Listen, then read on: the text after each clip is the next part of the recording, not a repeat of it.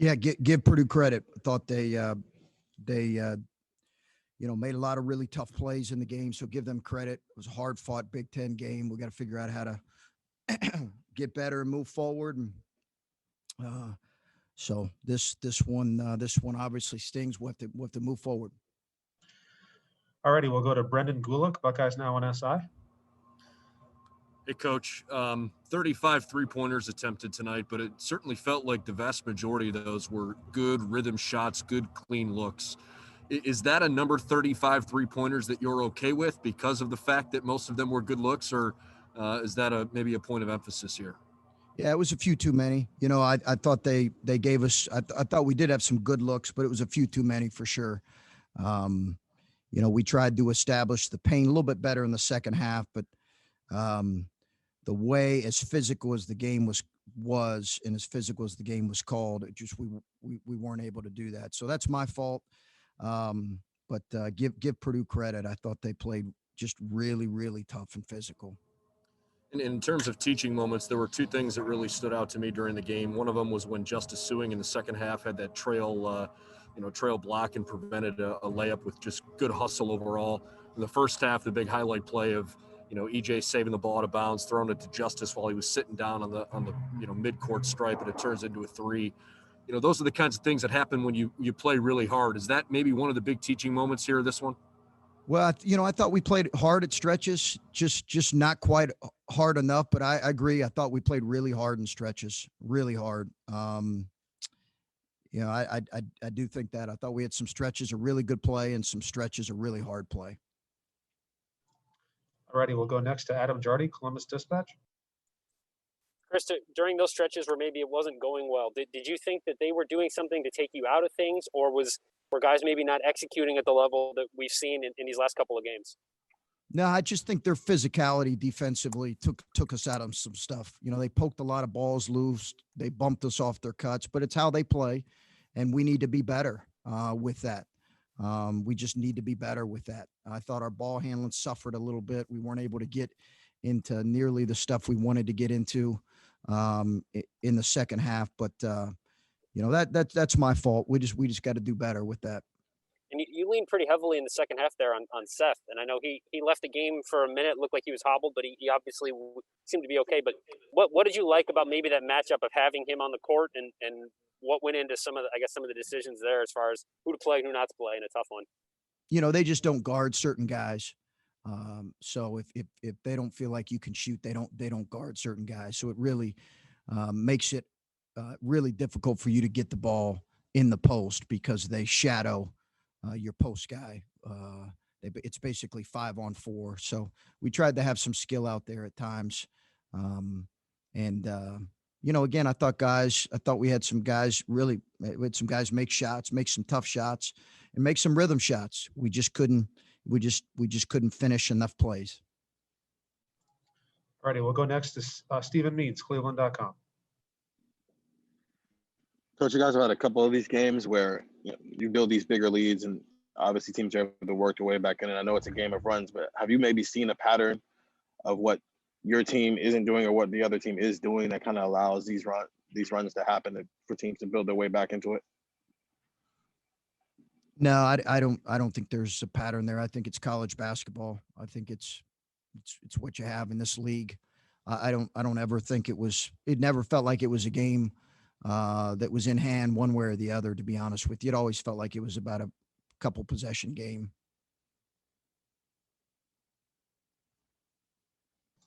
All righty, we'll go next to Patrick Murphy, 247.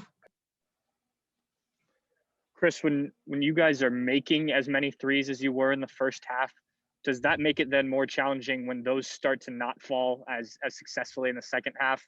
Obviously from a scoring standpoint, but then to get into the inside and score the way maybe you want to in a different game.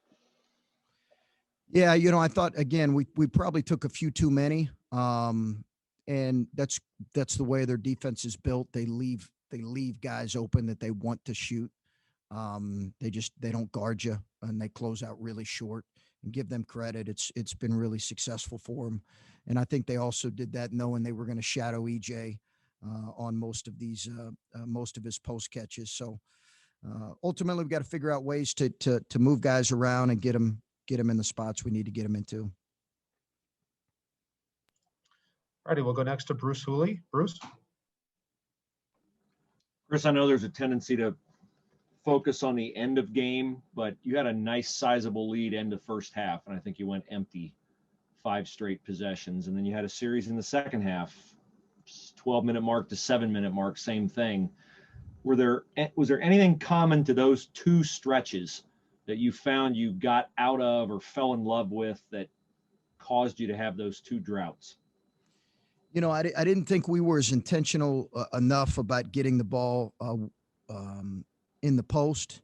I also think their pressure really bothered us because we weren't able to get the ball where we needed to get it in enough angles to even see the post.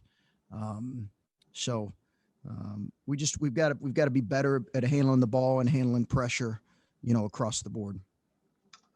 Did you have any issue with the action that they used to get Stefanovic free for the 3-pointer that tied it with 52 seconds left? No, it's an action they run, and we just had a miscommunication on the switch. So that's ultimately my fault. All righty, next up, Steve Hellwagon, 247. Steve? You guys called timeout with 11 seconds on the shot clock there. One of your last possessions, and looked like you were going to Liddell on the low right block. Maybe he fumbled it, and somehow it ends up with Justin. Maybe you had a better vantage point. Was it deflected? Was he fouled? Just what? I mean, you made the best out of a tough situation there, I guess. But what was your viewpoint of what you were trying to get and what happened there? I guess. Yeah, we were just trying to isolate EJ on the left side of the right side of the floor, and he just got the ball poked loose.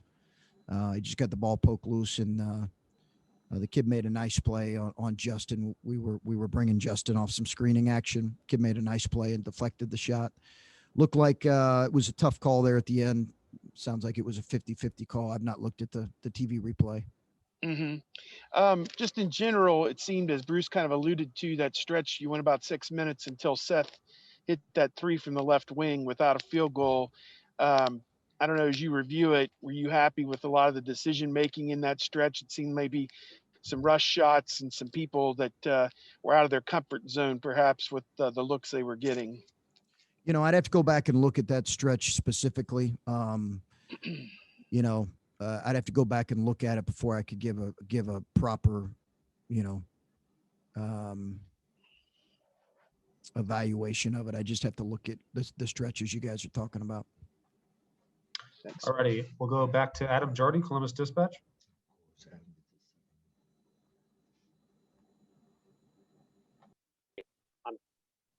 There we go. Sorry, I was pulling Rob for a second. I couldn't unmute. Chris, it's easy in a moment like this to maybe overreact to one loss, just like maybe it was easy to overreact to a win on Saturday. I wonder how much you preach that after a loss like this to your team, where, you know, you lost and you did some things, but, you know, it's maybe not as bad as it looks right now, but maybe it wasn't as good as it looked a couple days ago. Yeah, you know, I don't. We're always trying to not be a prisoner of the moment. I think it's always about progress and growth and getting better. And you're going to get banged up in this league. We got obviously a brutal stretch. Pretty much every game out is going to be like this. So we've got to answer the bell and be better in some areas. And you know, we don't ever really kind of. You know, I think in terms of what the only thing that matters is kind of what our locker room feels, and they're disappointed, but we got to figure out how to respond to this and move forward. And when you talk about the ball handling late and the way they were pressuring you and things, but did you have any moments where you thought to yourself, like, what a CJ Walker could do in a situation like that? You know, I think obviously that goes through your mind, but we, you know, we were capable enough out there, and that there are absolutely no excuses. We just got to be better in some areas, and we got to coach better and play better in certain areas. And we'll wrap it up with Brendan Gulick, Buckeyes Now on SI. Hey, Coach, the first round of the NCAA tournament is 2 months from today. And so you think about games like this where you can have some really teachable moments from just playing in, tight down to the wire games that have a tournament type feel to them. Are you grateful, for games like this? Do you relish these kinds of moments so that hopefully they make you better when you're playing in an NCAA tournament setting? Yeah, I think we're trying to learn from every circumstance that comes our way, and certainly, Brendan, this is a circumstance where you're playing a really quality team in Purdue that I think is physical and battle tested, and Matt does a great job. So obviously, you're trying to learn from this experience, win or lose, but certainly the way the game went, the ebbs and flows, the momentum turns, and our inability to make enough plays down the stretch is hopefully we'll see how we use it, but it's hopefully a great learning experience for us, and hopefully we can use it to improve and get better. That's kind of on us to make that decision. But absolutely, it's the beauty of playing in this league is it stings, but hopefully we can use it to move forward.